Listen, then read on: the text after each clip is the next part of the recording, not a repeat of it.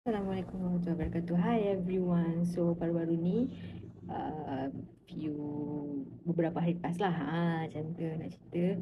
Saya macam saja je tulis dekat thread, and apa yang saya tulis tu dia macam mendapat perhatian ataupun bahasanya blow up lah dekat thread macam saya tunjuk ni. Okay, so saya nak share lah pasal tentang virtual assistant ni.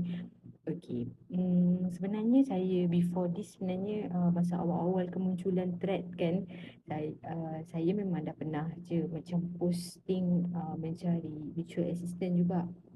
Tapi saya tak betul-betul nak implement ataupun nak develop lah kan.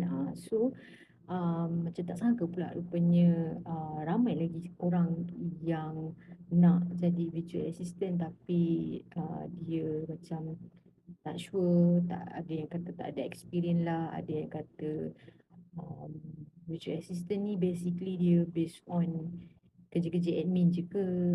Kan sebenarnya virtual assistant ni is something kerja yang orang kata sebab kita sekarang ni kan dunia kita dah canggih kan. So bahasa mudah virtual assistant ni adalah kerja di mana kita tak perlu nak masuk office, dan kita boleh assist kita boleh buat kerja-kerja kita tu ataupun kita boleh assist klien kita tu secara virtual, tak perlu nak face to face kan. Dan banyak sebenarnya kerja-kerja yang boleh dibuat secara virtual. Okay, dan setiap business tu depends jugalah, sebab ada business yang tidak sesuai untuk guna konsep virtual assistant ni, tapi ada business ataupun ada some company sangat sesuai lah untuk develop virtual assistant ni.